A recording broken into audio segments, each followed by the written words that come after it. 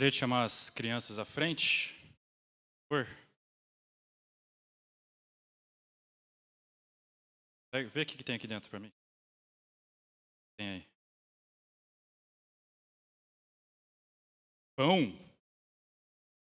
Tem 5 pães aqui nesse saquinho hoje.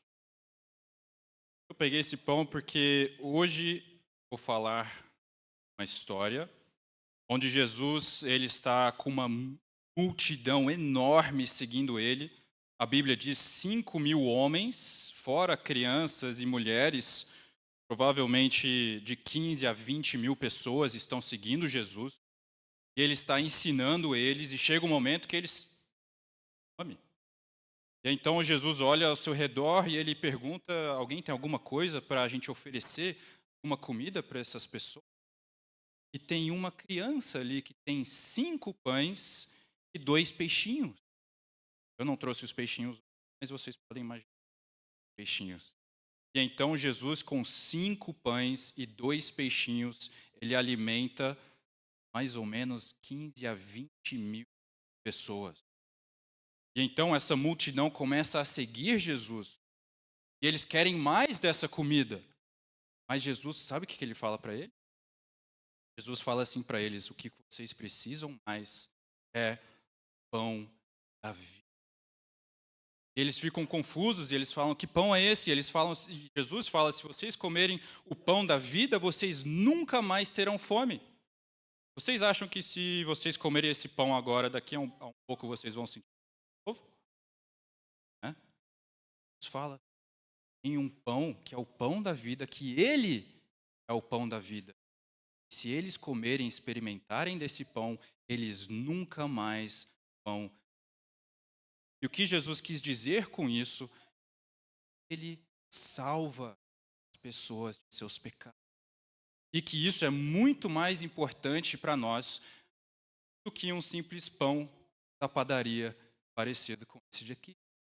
E então as pessoas ficam um pouco confusas, mas Jesus vai explicando, explicando, explicando, e ele fala que a maior necessidade de todo ser humano é que eles sejam salvos de seus pecados.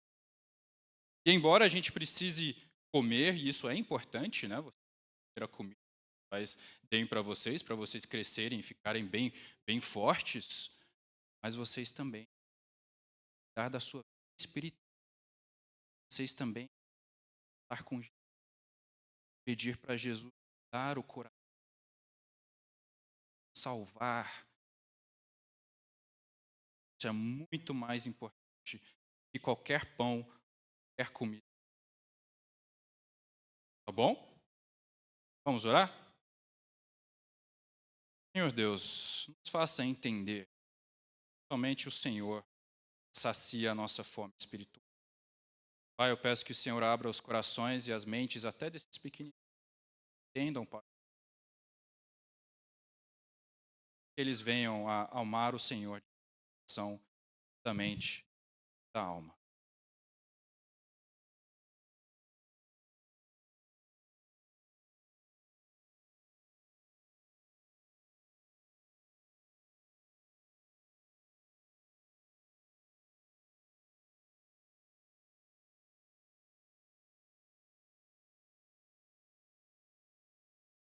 Bom dia.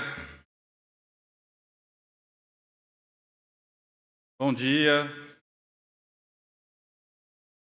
Peço que os irmãos abram em João capítulo 6, por favor.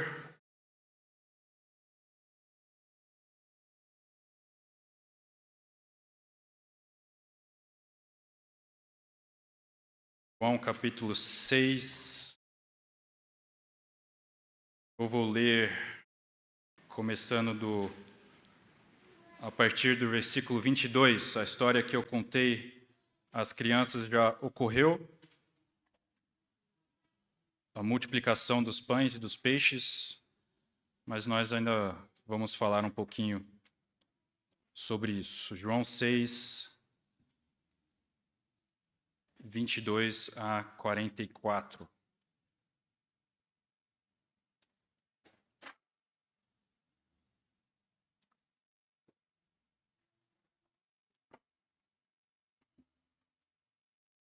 Eu peço que durante o sermão os irmãos deixem a Bíblia de vocês aberta.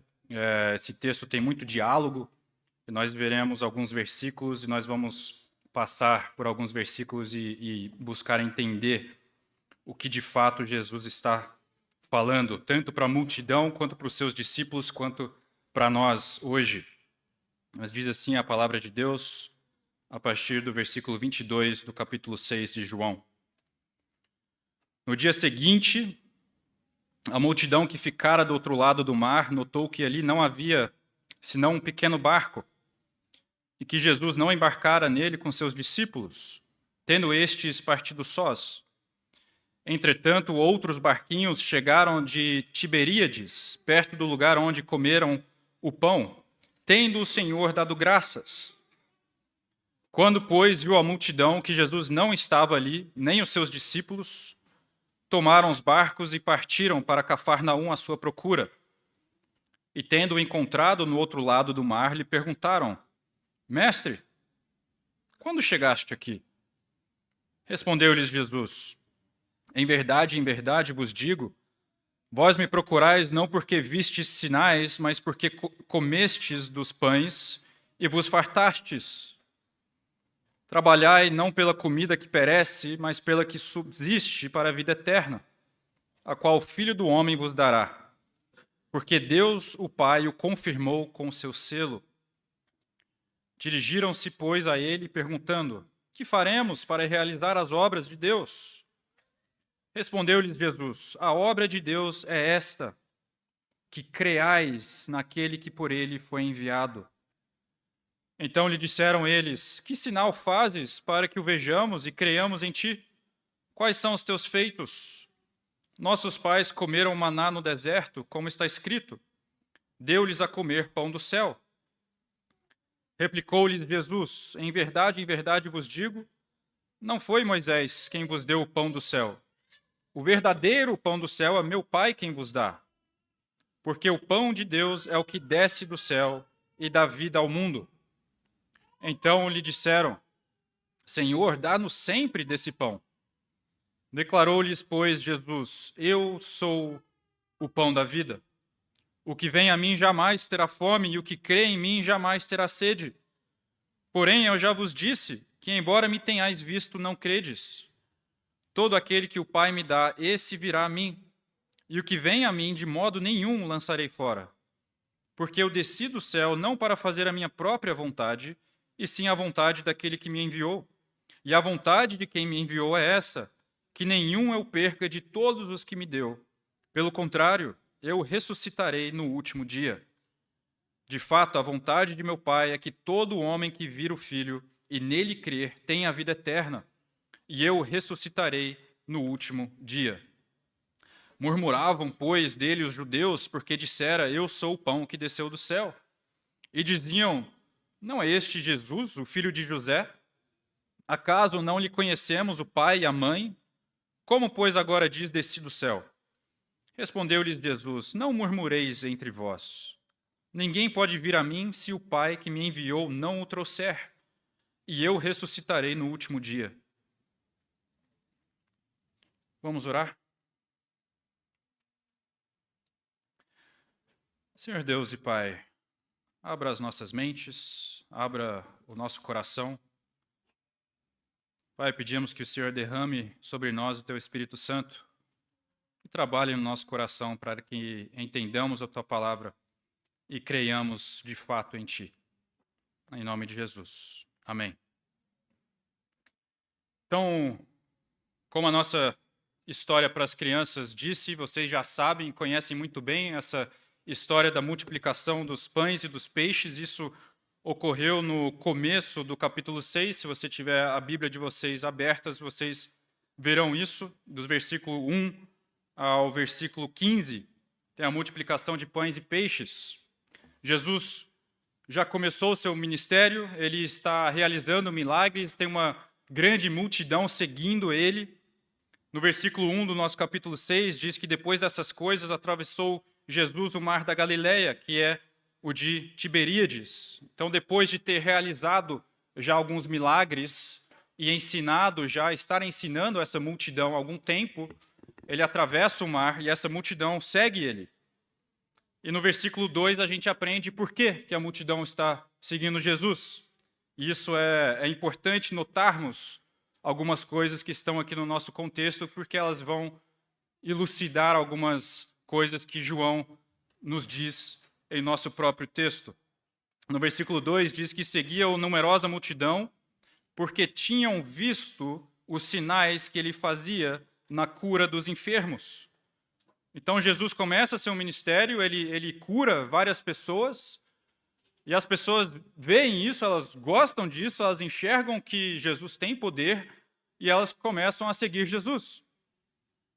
E então chega aqui no capítulo 6 e Jesus multiplica os 5 pães e os 2 peixinhos para mais ou menos 15 a 20 mil pessoas. Eu lembro a vocês que eles contavam, na maioria das vezes, somente os homens, mas provavelmente tinham crianças e mulheres junto com essa multidão. Então, de 5 mil homens, a gente chega a um número aproximado de 15 a 20 mil pessoas. Todos comem até se fartarem, até se saciarem, e os discípulos ainda recolhem 12 cestos cheios de pães e peixes. E então, depois disso, nos versículos 14 e 15, os homens, a multidão enxergando isso, eles querem fazer com que Jesus seja o rei. E fala assim: vendo, pois, os homens o sinal que Jesus fizera, disseram: este é verdadeiramente o profeta que devia vir ao mundo. Sabendo, pois, Jesus que estavam para vir com o intuito de arrebatá-lo para o proclamarem rei, retirou-se novamente sozinho para o monte. Então a multidão enxerga que Jesus tem poder e eles querem fazer dele o rei deles. Depois, nos versículos 16 a 21, nós temos um relato curto de Jesus andando sobre o mar.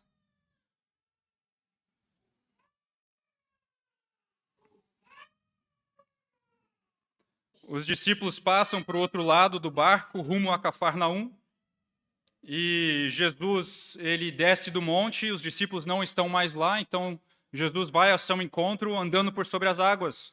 E é interessante que no relato de João, ele não gasta muito tempo falando sobre isso. São poucos versículos. Ele diz no versículo 19 que os discípulos são possuídos de terror. Versículo 20 é um relato curto também.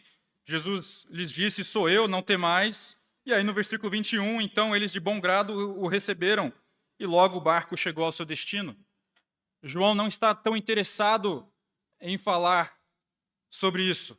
Nós temos o relato nos outros evangelhos de mais coisas que aconteceram aqui. E nós sabemos desse relato. João parece estar mais interessado em falar sobre outras coisas. De fato, então, nós começamos a entender, e nós veremos em alguns versículos como que João vai tecendo o que ele diz e aponta para o fato de que Jesus é verdadeiramente o pão da vida. Nós vemos que Jesus é o Salvador. Jesus é o Salvador. Jesus é o Messias. João mostra aqui a pessoa de Jesus e depois João vai nos mostrar que é ele quem salva, o propósito de Jesus. Então nós vamos ver a pessoa de Jesus e depois o propósito de Jesus. E é interessante que Jesus, para ele demonstrar para a multidão que ele é o Salvador e quem ele de fato é, e que é ele quem salva, ele desconstrói um preconceito da multidão que eles tinham sobre quem seria o Salvador e o que ele haveria de fazer. Nós percebemos que a multidão já tem eles têm uma noção própria, eles têm um preconceito na mente deles de quem o Salvador deveria ser e do que o Salvador deveria fazer e como. E Jesus então desconstrói isso para ele informar a multidão e demonstrar quem de fato ele é e o que ele viria para realizar. Essa multidão já havia presenciado vários milagres.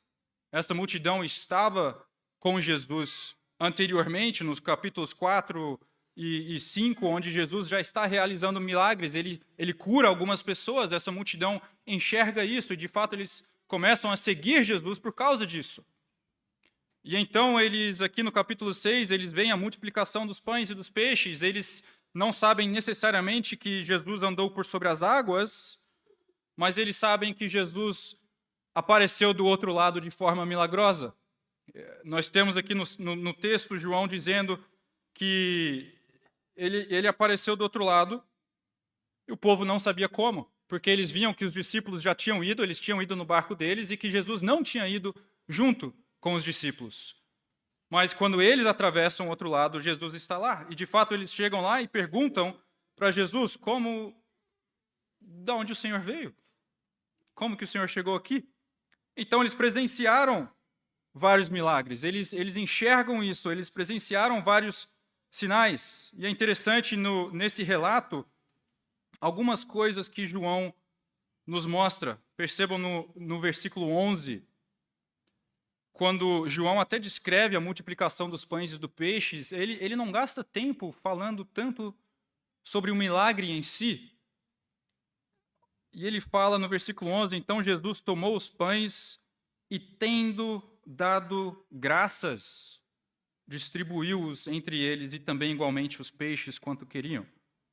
E aí depois no versículo 23 também, quando ele está descrevendo a multidão chegando ali e onde os barquinhos estavam, ele diz, entretanto, outros barquinhos chegaram de Tiberíades, perto do lugar onde comeram pão, tendo o Senhor dado graças.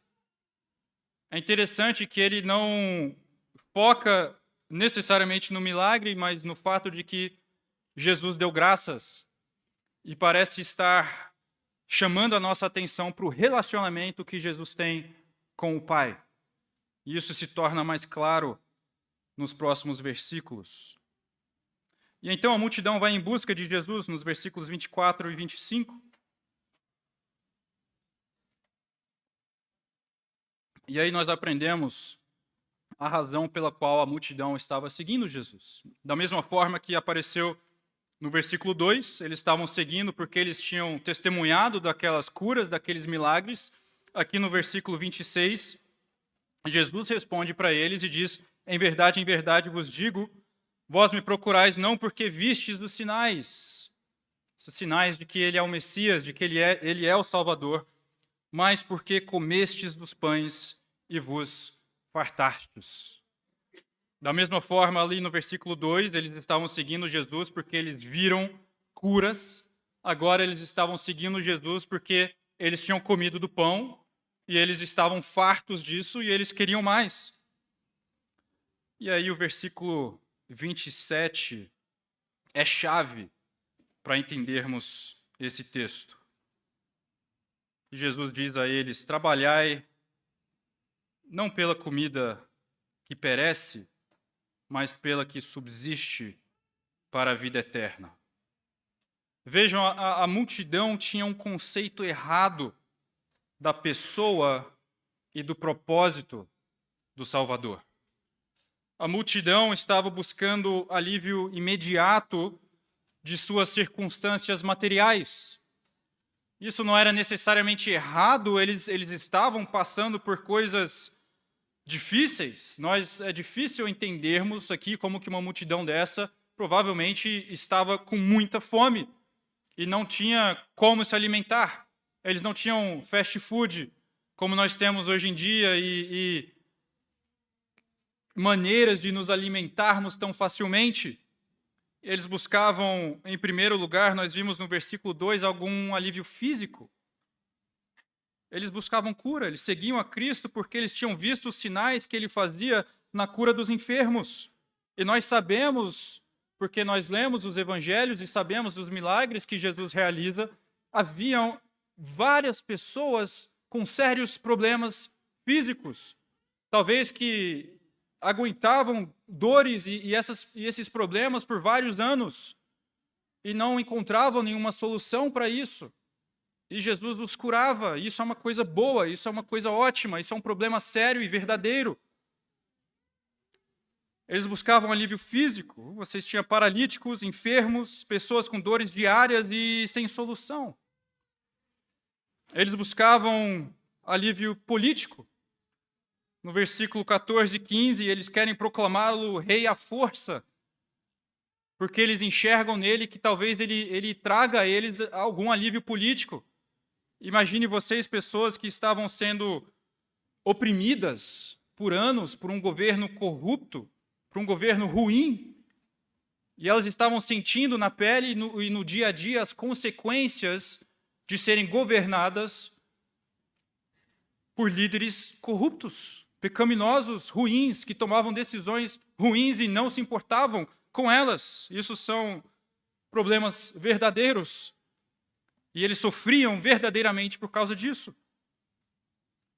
E no versículo 26, talvez buscavam algum alívio financeiro. Ali elas não tinham condições nem de comprar comida. Pessoas que estavam passando fome e não tinham condições de adquirir comida para elas e para suas famílias, que é uma condição básica para viver. Todos esses problemas são problemas sérios, são problemas verdadeiros, que traziam consequências e dores profundas àquele povo. Mas a resposta de Jesus, no versículo 27, ele não ignora esses problemas, ele não diz que eles estão errados em procurar soluções para esses problemas, mas ele fala que tem um problema muito maior do que esses. Jesus não ignora, mas ele aponta um problema maior e muito pior e mais profundo. A multidão estava vindo a Jesus pelas razões erradas. Jesus estava como se dizendo para essa multidão: esse não é o seu maior problema. Essas não são as piores coisas que estão acontecendo com vocês. E não é isso que eu sou, e não é para isso que eu vim. E antes que nós sejamos rápidos em julgar a multidão, avaliemos o nosso próprio coração. Talvez você sofra de algum desses problemas ou de todos esses problemas.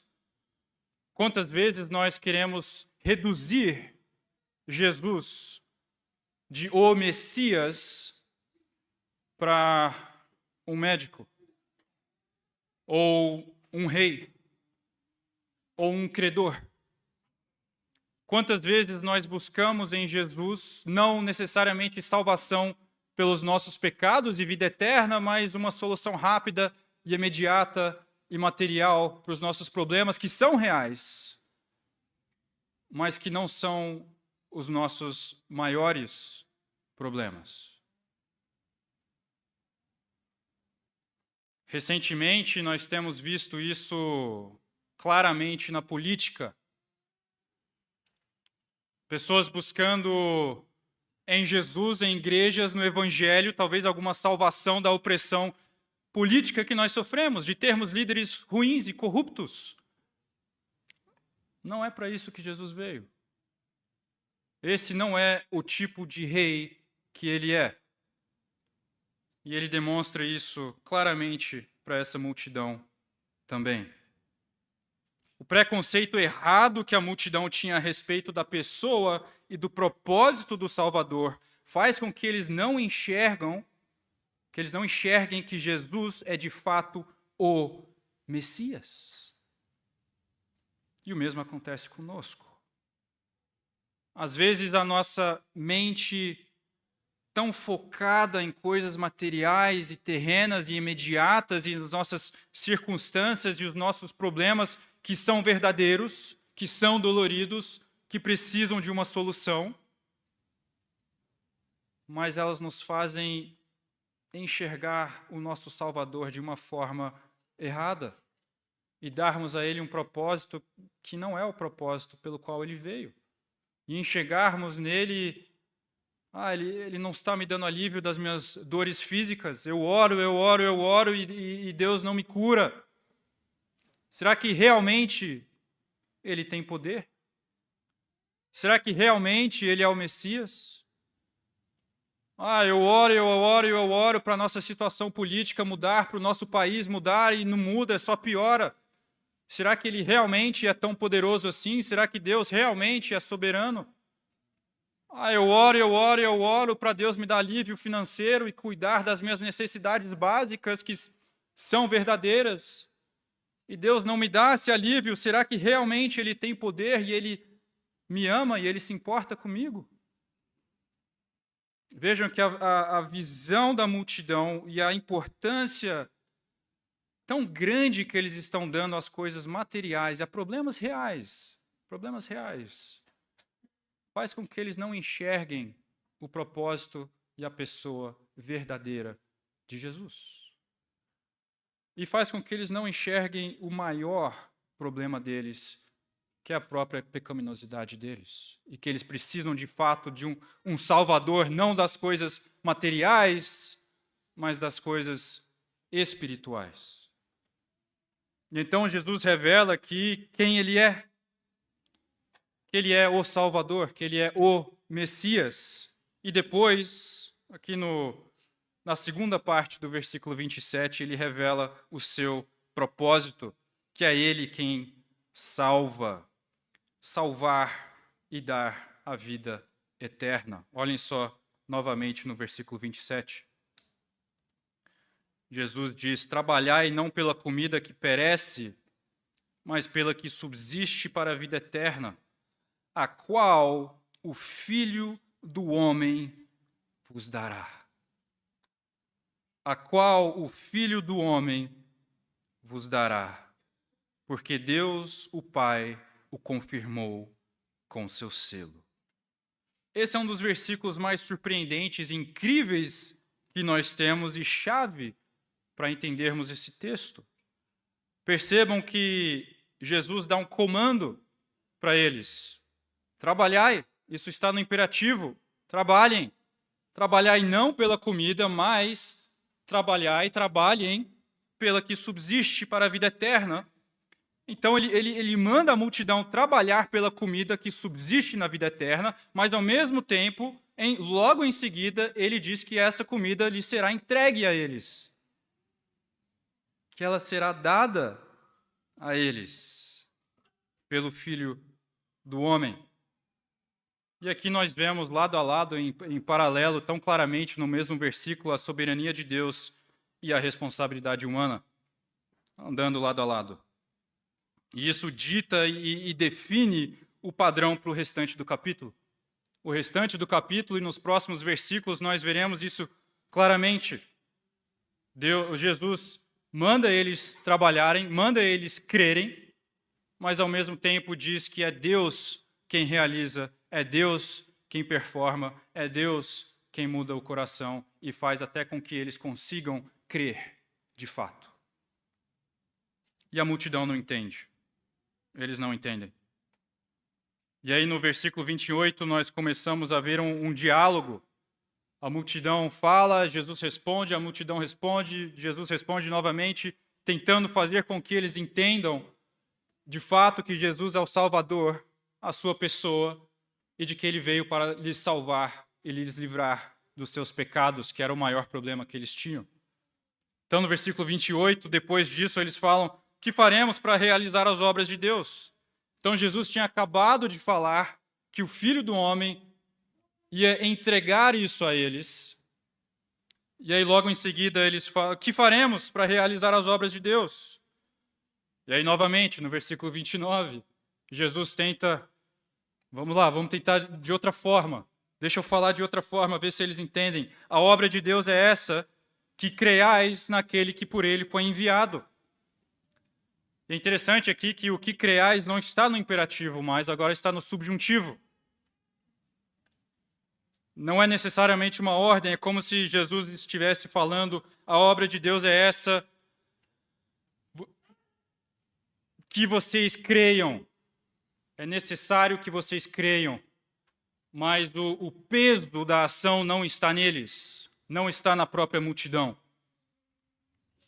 E aí no versículo 30 eles não entendem ainda, eles não compreendem quem Jesus é e eles perguntam: que sinal fazes para que o vejamos e creiamos em ti? Quais são os teus feitos? Isso vindo de uma multidão que tinha acabado de presenciar várias curas, que tinha acabado de presenciar a multiplicação dos pães e dos peixes, que tinha não necessariamente sabido que Jesus tinha atravessado e andado por sobre as águas, mas que ele milagrosamente tinha aparecido do outro lado. E eles agora falam: que sinal fazes para que vejamos e creiamos em ti? Como se isso fosse decisão deles. Como se a multidão estivesse ali falando para Jesus: nos mostre alguma coisa para que creiamos em ti. Para nós tomarmos essa decisão, se de fato vale a pena crer que o Senhor é o Salvador. Como que se eles não tivessem evidências ou provas o suficientes para crerem que Jesus fosse de fato o Salvador. Meus irmãos, a descrença é uma questão moral, é uma questão do coração, não é uma questão de evidências. Não é uma questão, eu não sei se eu creio em Jesus porque não tem provas o suficiente para eu crer em Jesus.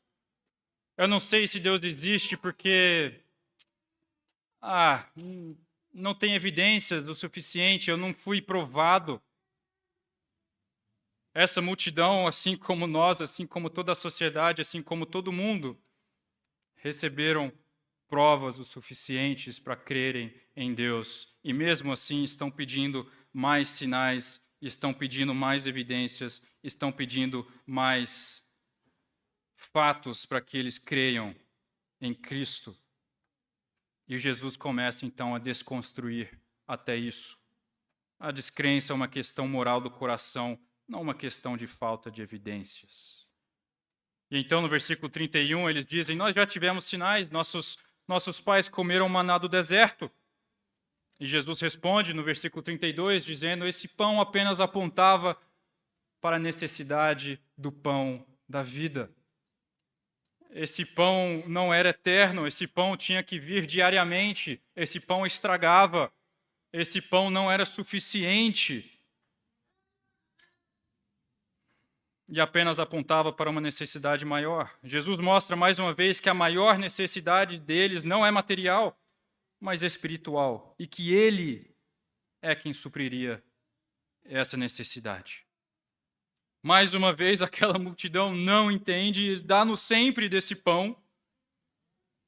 E aí Jesus chega no ponto, no versículo 35. Eu sou o pão da vida. Aquele que vem a mim e aquele que crê em mim não terá mais fome. E no versículo 36, embora que me tenhais visto, não credes, eles ainda não entendem. E aí, dos versículos 37 a 44, nós vemos o porquê que aquela multidão, apesar de terem recebido tantos sinais, apesar de ter o Messias falando diretamente com eles, que ele é o Salvador, que ele é o pão da vida, que eles não compreendem. E a razão é porque é Deus quem abre os corações.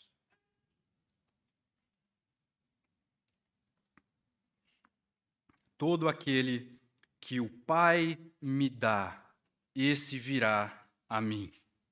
E o que vem a mim, de modo nenhum o lançarei fora. E aqui nós temos, no mínimo, dois significados. O primeiro que é impossível que a vontade de Deus não seja realizada. Se Deus quer converter o coração, se Deus quer que alguém seja convertido, Deus vai realizar a sua obra. E é impossível que qualquer pessoa se coloque contra isso. Deus vai realizar a sua obra. Isso deveria ser um conforto para nós. A salvação não depende de mim e de você. A salvação não depende de nós, a salvação depende da obra de Deus, da obra do Espírito Santo trabalhando no coração de alguém. E isso será realizado. Isso será realizado.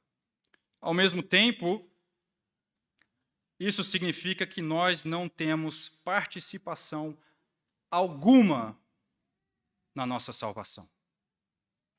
As nossas obras não valem de nada na nossa salvação. Deus não salva ninguém porque viu nele alguma coisa boa.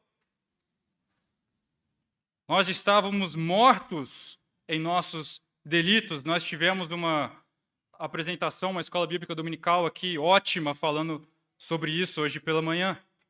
E é impossível que qualquer pessoa, pela própria vontade, se aproxime de Deus. É Deus quem realiza e nós não temos participação alguma em nossa salvação. Isso fica mais claro no versículo 44. Ninguém pode vir a mim se o Pai que me enviou não o trouxer. E eu ressuscitarei no último dia. E é interessante que ao lermos esse versículo 44, não sei quanto a vocês, mas eu me lembrei de outro versículo parecido, e aparece também no livro de João, no capítulo 14, versículo 6, mas agora é o contrário. É Jesus falando, eu sou o caminho, a verdade e a vida, e ninguém vai ao Pai senão por mim. Então percebam, aqui ele fala que ninguém vai a Jesus sem que o Pai queira, e depois ele fala que ninguém vai ao Pai sem que Jesus queira. Ele fecha o círculo.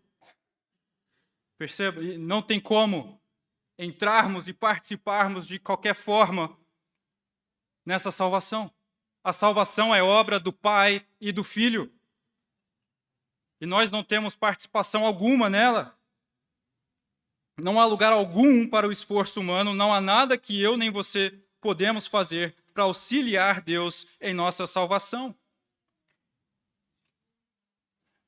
Meus amigos, isso é graça. Isso é graça. E as pessoas não gostam disso. As pessoas não gostam dessa mensagem. Ela é dura.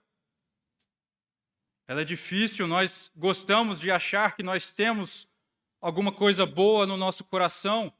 Nós gostamos de pensar que a gente realiza coisas boas, que as nossas obras têm algum efeito para a nossa salvação. Que a gente consegue fazer coisas boas. Talvez você tenha vindo aqui hoje na igreja falando, eu estou fazendo a minha parte e cruzou a caixinha ali na sua lista imaginária. E não é isso que está acontecendo. No versículo 60, depois nós não lemos, mas depois de todo esse discurso, o resultado de tudo isso, quando eles de fato entendem que eles não podem contribuir com nada para a salvação deles. Versículo 60, olha o que eles dizem, duro é este discurso, quem o pode ouvir? Como assim nós não podemos fazer nada para sermos salvos? Isso é duro. Quem pode ouvir isso? Quem pode aguentar isso? E no versículo 66, eles vão embora. Eles abandonam Cristo, eles não gostam dessa mensagem. O versículo 66 diz, à vista disso, muitos dos seus discípulos o abandonaram e já não andavam com ele. Eles não gostam dessa mensagem. Nós gostamos de agir e de fingir que somos melhores que os outros. Que participamos de alguma forma na nossa salvação, de que fomos salvos de alguma maneira porque Deus viu algo de bom em nós. Mas isso simplesmente não é verdade. Isso é uma mentira. Isso é legalismo. Isso é contrário à graça. E assim como atrapalhou a multidão enxergar e entender a pessoa de Cristo e o propósito de Cristo, esse tipo de pensamento nos atrapalha a enxergarmos de fato a pessoa de Cristo, o nosso Salvador, e o seu propósito, que é nos salvar dos nossos pecados. Isso nos confunde. Isso é uma pedra de tropeço. Isso está claramente demonstrado para nós também em Efésios, capítulo 2, versículos 4 a 10. Versículo 5, eu vou ler o 5, o 8 e 9, depois o 10. Mas eu recomendo que os irmãos leiam depois Efésios, capítulo 2, em casa. O versículo 5 diz, estando nós mortos em nossos delitos, nos deu vida juntamente com Cristo, pela graça sois salvos. Nós estávamos mortos, impossível de nos aproximarmos ou de nos ressuscitarmos pelas nossas próprias forças e nos achegarmos a Cristo.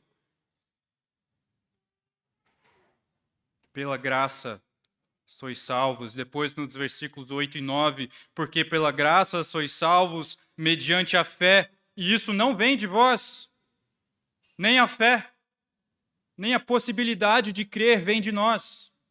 Isso não vem de nós, é dom de Deus, não de obras, para que ninguém se glorie. Até a própria possibilidade de crermos em Cristo não vem de nós, vem de Deus. E isso é dom, para que ninguém se glorie. E aí depois, só depois no versículo 10, que aparece alguma coisa de boas obras. Olha que interessante. Pois somos feitura dele, criados em Cristo Jesus para boas obras, as quais Deus de antemão preparou para que andássemos nelas. As boas obras são em Cristo. Em Cristo. Fora de Cristo não existe boa obra. Antes de Cristo não existe boa obra.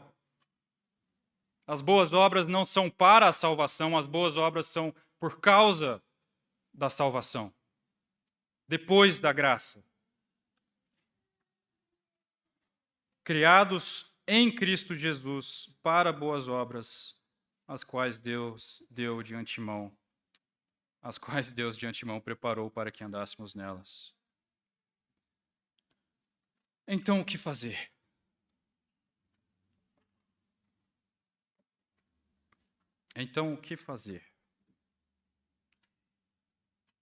Não temas, crê somente. Não temas, crê somente. Como? Isso é uma pergunta que na minha adolescência e até hoje eu pensei muito. Como? Se eu estou morto nos meus delitos e nem crer eu não consigo, como que eu vou crer? Se somos mortos e o nosso coração é endurecido e nem crer em Deus conseguimos pelos nossos próprios esforços, o que nós vamos fazer? Vá à fonte da fé. Os discípulos percebem isso em Lucas 17, versículo 5. Eles pedem a Jesus, aumenta-nos a fé. Dá-nos fé. Eles entendem que é Deus quem dá, que isso não vem deles, e eles pedem. Eles pedem. E eles recebem. É isso. Peça. Vá à fonte da fé continuamente. Nós sabemos porque tem escrito, nós somos instruídos que Deus opera através dos seus meios de graça. Deus opera nos nossos corações através do seu Espírito Santo, através da palavra de Deus, através da oração e através da participação nos sacramentos, os meios de graça. Então use esses meios de graça continuamente, para que Deus opere no seu coração e transforme o seu coração. Os reformadores também pensavam muito sobre isso, sobre a questão da fé. Para aqueles que gostam de aspectos um pouco mais detalhados, tem 3 etapas da fé que eles descrevem, as 3 fases da fé. A primeira sendo a notícia, conhecimento. É conhecimento, crença e confiança. Conhecimento, crença e confiança. Notícia, assensus e fiducia. A primeira, o conhecimento, nós recebemos conhecimento da nossa pecaminosidade, da nossa necessidade de um Salvador, através da palavra de Deus. Através da palavra de Deus, o Espírito Santo nos demonstra de que somos pecadores e de que, de fato, somos mortos em nossos delitos e precisamos de um Salvador. Nós conhecemos isso, e aí a próxima etapa é nós cremos nisso. Além de conhecer os fatos, mas aceitar esses fatos como sendo verdadeiros. Como em Hebreus 3, versículo 15, o autor diz: hoje, se ouvirdes a sua voz, não endureçais o vosso coração, como foi na provocação. E aqui, novamente, nós vemos a responsabilidade humana e a soberania de Deus andando lado a lado. E aí, a terceira fase da fé, a confiança, é uma progressão da aceitação intelectual à confiança ativa em Deus, com ação, com atitude. Isso muda ou deveria mudar a nossa vida, e isso envolve se render completamente a Deus. Tudo. Todos os nossos medos, desconfianças, receios, dúvidas, vontades, toda a sua vida. Precisa se render por completo a Deus, crer e confiar nele. E então viver a sua vida com confiança em Deus. Então, meus irmãos, o que fazer? Não temas, crê somente. Vamos orar? Senhor Deus e Pai, nos ajude, Pai, a confiarmos em Ti. Nós cremos, ajude-nos, Pai, na nossa falta de fé. O Senhor conhece o nosso coração, o Senhor sabe de que somos falhos, o Senhor sabe que as nossas inclinações são todas para o mal e de que necessitamos de uma verdadeira ressuscitação. Mas, Pai, sabemos através da Tua palavra de que o mesmo poder que atuou na ressurreição de Jesus Cristo é aquele poder que atua em nós. E nós temos também o Espírito Santo de Deus que nos ressuscita da nossa morte e nos traz para a vida em Cristo. Pai, pedimos que o Senhor nos ressuscite. Pedimos, Pai, que o Senhor derrame graça sobre nós, não somente para a nossa salvação, mas continuamente para nos mantermos perto de Ti. O nosso coração é desesperadamente corrupto. Nos ajude, Pai, continuamente a entender que somos completamente necessitados de Ti e da Tua graça. Continuamente. Esteja conosco, Pai, e tenha misericórdia de nós. Em nome de Jesus. Amém.